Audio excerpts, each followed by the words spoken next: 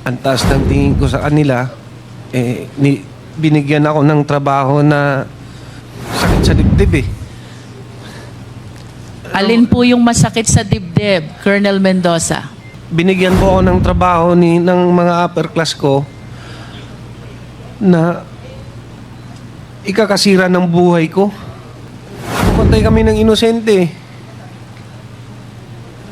Pumatay kayo ng inosente? And can you please state for the record, sino yung inosenteng tao na pinatay mo? Pinatay nyo? Si Sir Wesley Barayuga po. Sino ba yung mga taong tinutukoy mo? Sila Sir Leonardo na nag-utos sa amin. Aside from Colonel Leonardo. At si Ma'am Garma po.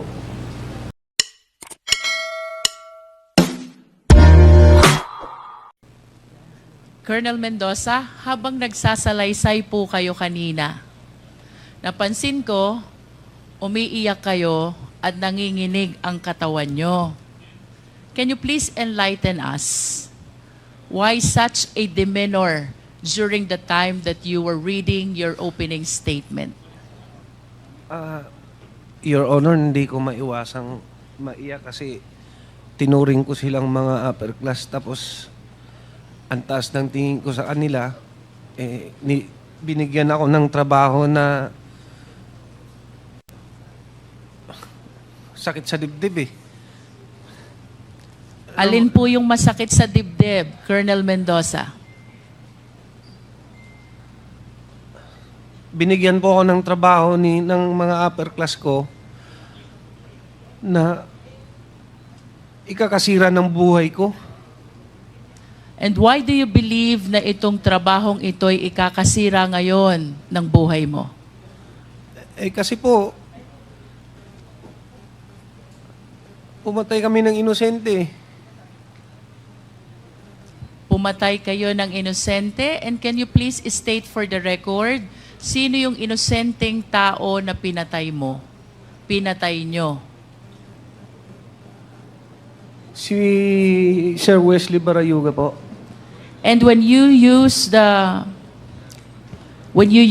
nyo, namin, kami, no?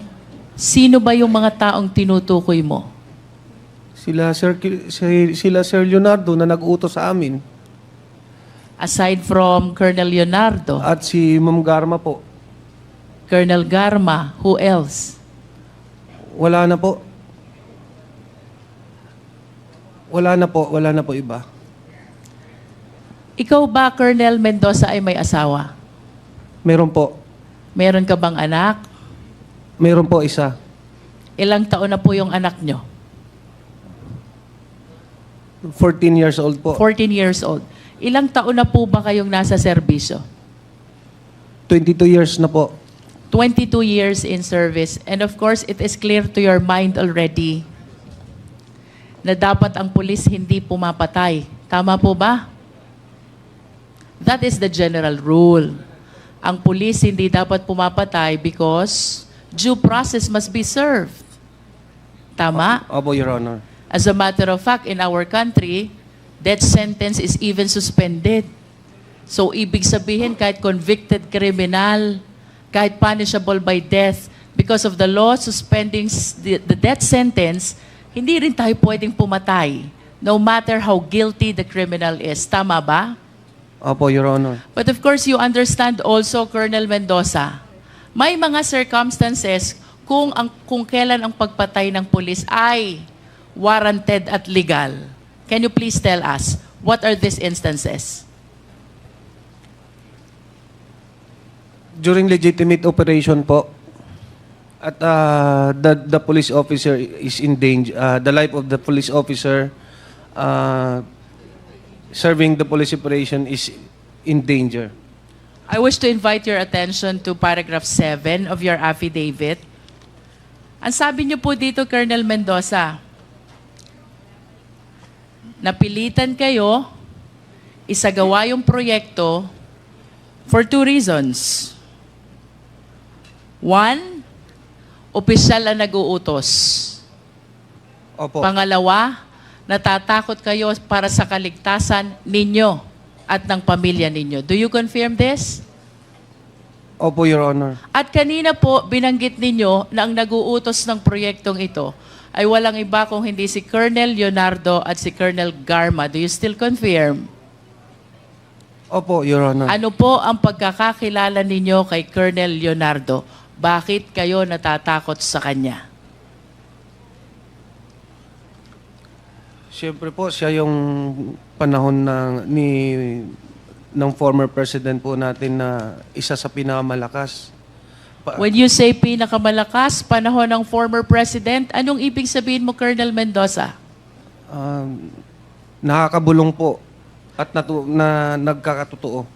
Nakakabulong, nagkakatotoo. Pwede mo ba kaming kwentuhan? Ano itong pagkakataong nakabulong at nagkatotoo ang mga sinabi ni Colonel Mendoza sa former president? Ni Colonel Leonardo po. Colonel Leonardo. I cannot elaborate more, Your Honor, pero common knowledge po yan sa aming mga operatiba na pag sinabi mong Colonel Leonardo at Ma'am Rowena Garma, nasa gilid po yan ng former president.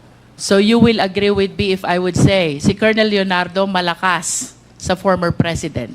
Yes po. Kung anong sabihin ni Colonel Leonardo, papaniwalaan ng former president?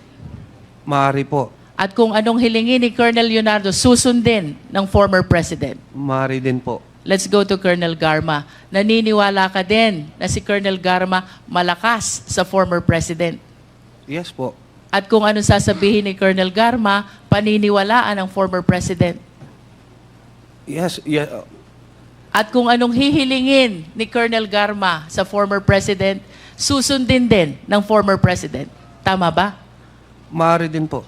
That's Yes how po. you understand the influence of these people to the former president. Kaya, takot ka na suwayin si Colonel Leonardo at si Colonel Garma. Tama ba? Yes, Your Honor. At dahil sa lakas ng impluensya nila sa presidente, pwedeng mawala ka sa serbisyo. Tama? Yes, Your Honor. Pwede ka ring mamatay. Tama? Lalo. Ha? Yes, Your Honor. Pwede ka ring makulong. Tama? Opo. Puntahan natin yung pangalawang dahilan. Bakit napilitan kang sumunod sa proyektong ito? You said, natatakot ka para sa sarili mo at sa mga pamilya mo. Ano yung mga pangyayari na naging dahilan kung bakit nagkaroon ka ng takot para sa kaligtasan mo at kaligtasan ng pamilya mo?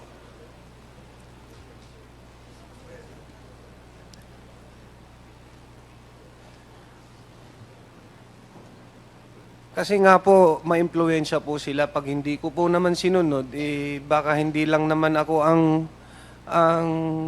balikan, baka pati pamilya ko pa. Pag sinabi mo ba, Colonel Mendoza, baka hindi lang ikaw ang balikan, anong ibig sabihin mo ng salitang balikan?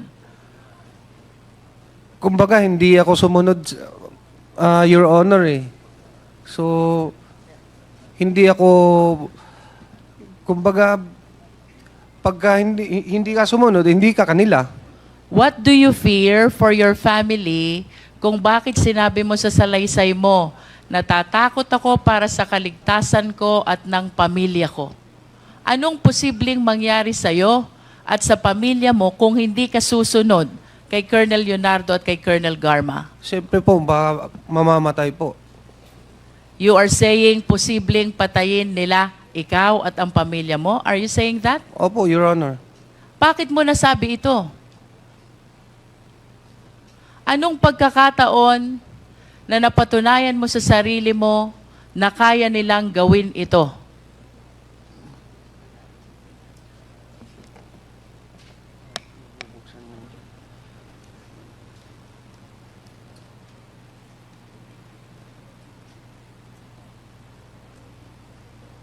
Your Honor, marami na kasing ugong-ugong eh. Maari mo bang isalaysay sa amin ano yung mga umuugong na yon? Dahilan kung bakit mo inisip na baka patayin ni Colonel Leonardo at ni Colonel Garma ikaw at ang pamilya mo kung hindi ka susunod sa proyekto? Mayroon na pong mga dati pa po sa Davao Region na pag sinabi niyong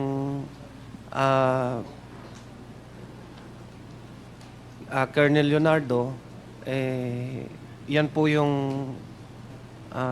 may hawak ng mga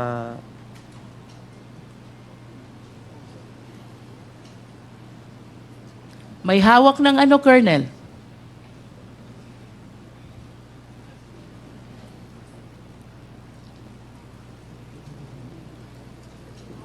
kumbaga mga hitman po. Colonel Leonardo, may hawak ng mga hitman. Is that what you're saying? That is kumbaga yan po yung usap-usapan. Hindi ko naman po makukumpirma. Pero Usap-usapan. Let's talk po. about usap-usapan. Ayon sa usap-usapan na yan, ano ang mga pangyayari na sa pagkakaalam mo at ayon sa usap-usapan ng mga kasama mo, may kinalaman si Colonel Leonardo at si Colonel Garma? Can you cite some incidents na lumutang ang pangalan nilang dalawa ayon sa usap-usapan? Without necessarily you having a personal knowledge. Ayon sa usap-usapan, anong mga pangyayari ng patayan ang may kinalaman si Colonel Garma at si Colonel Leonardo? Yung mga nasa loob ng mga Chinese na nakakulong doon, Ito ba matagal mo nang alam or is it because you're watching already the hearing of Quadcom? no, noon pa po yan. Ibig sabihin, kahit nung wala pang Quadcom, alam mo na yung patayan sa Davao Penal Colony ay may kinalaman si Colonel Leonardo at si Colonel Garma? Pero hearsay lang po, Your Honor. Yes, yan ay ayon sa usap-usapan. At yung usap-usapan na yan, dito mo naririnig sa mga kapwa mo pulis. Tama ba? Kasi pulis ka eh. Opo, Your Honor. Kung pulis ka, ibig sabihin, yung usap-usapan na yon sa kapwa pulis mo rin naririnig. Tama? You said yes already, Colonel. Yes. Aside from this Davao Penal Colony where there are 3 Chinese drug lords who were killed, ano pa, ayon sa usap-usapan yung mga insidente, ay may kinalaman silang dalawa? Wala na po akong maalala, Your Honor. Wala ka nang maalaala. Opo. Wala na po. You remember about the allegation of Mayor Tommy Osmeña of Cebu? Ngayon na lang po ko yan nalaman kasi nanonood po ako ng congressional So it interview. is because of the killing incident in Davao Peloni, kaya natakot ka para sa kaligtasan mo at ng iyong mga pamilya. Tama ba yon? Opo, Your Honor. At ito rin ang dahilan kung bakit sa kabila ng alam mo na bawal ang pagpatay, no matter how guilty the person is, pumayag ka na isagawa ang nasabing proyekto. Tama ba? Opo, Your Honor. In your affidavit, specifically paragraph 5, you also mentioned na gusto mo munang beripikahin ang impormasyon tungkol sa pagkakasangkot ni Wesley Barayuga sa drug operation, kaugnay ng impormasyon na ibinigay sa iyo ni Colonel Leonardo. Bakit mo hiniling kay Colonel Leonardo na beripikahin muna ang impormasyon na ito? Kasi po, government employee po yung target. Normal po yun na magkanda ka ng sarili mong investigation muna. At kapag hindi verification. government employee ang target, wala bang verification na mangyayari? Meron naman po. Meron din po. So why do you want to make your own verification? Ikaw ba at that particular time ay nagdududa sa sinasabi ni Colonel Leonardo? Yes po. Bakit ka nagdududa? Kasi yung target, bakit nasa loob ng PCSO eh? He is not only inside the PCSO, he is the board secretary Yes, Your Honor. of PCSO. And during that time, may naririnig ka ba na nagagalit o kinasasangkot ang gulo ni Wesley Barayuga? Wala naman po. And what were you thinking nung sinabi sa'yo ni Colonel Leonardo, wag nang beripikahin, bibigyan ka na lamang ng profile ni Colonel Garma? Yun nga po, nag-aalinlangan. Kaya lang, wala tayong magawa eh. Wala po akong kundi sundin. Kahit nag-aalinlangan ka, kung totoong sangkot sa droga si Wesley Barayuga, itinuloy mo dahil natatakot ka sa opisyal mo. Opo. Tama? At natatakot ka para sa kaligtasan mo at ng pamilya mo. Tama? Opo, Your Honor. At kaya ka natatakot sa mga opisyal mo ay dahil malalakas sila at maimpluwensya sa dating Pangulo. Tama? Opo. After some time, kinontak mo na itong si Nelson Mariano. At si Nelson Mariano ang humanap ng hitman. Do you confirm this? Opo, Your Honor. And after some time also, tinawagan ka ni Tox na di umano, tao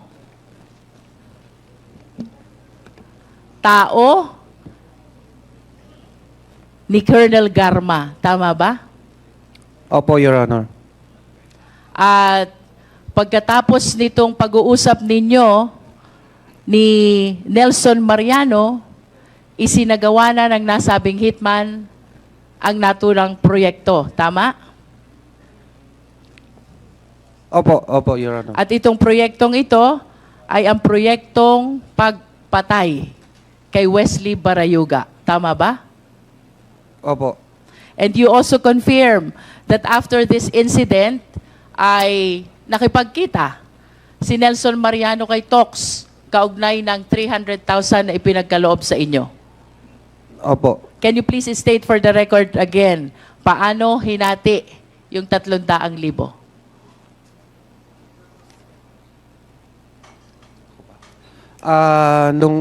Nung dumating po si Nelson, may dala-dala po siyang 300. Binigyan niya ako ng 40. Binigay ko na sa kanya yung iba. Ang kumuha ng pera ay si Nelson po. Nelson. Pagkatapos niyang kuhanin ang pera kay Tox, anong sunod na nangyari? Pumunta po siya sa akin. Pumunta sa'yo, Sabi niya, eto na po, sir. Sabi ko, sige. Sabi niya, binigyan niya ako ng 40. and then, where did the rest of the 260,000 go? Nasa kanila po. Nasa kanila. Would you know kung paano nahati yung 260,000? Si You have Nelson 1 minute po, left, Congresswoman Jinky. Si Nelson na ang nakakaalam noon. Opo. Yes. Colonel Mendoza, I want to remind you, you have a career in the PNP. Tama? Yes, Your At Honor. kagaya na sinabi mo, ikaw ay 20 taon na o 22 taon na nasa serbisyo. Yes, Your Honor. And perhaps after some time, you will be enjoying your retirement in PNP. Tama ba? Yes, Your Honor. I am just curious. Sa kabila ng panganib na iyong isinalaysay sa iyong opening statement, bakit ka lumutang at bakit mo isinasalaysay itong insidenteng ito laban kay Colonel Leonardo at kay Colonel Garma?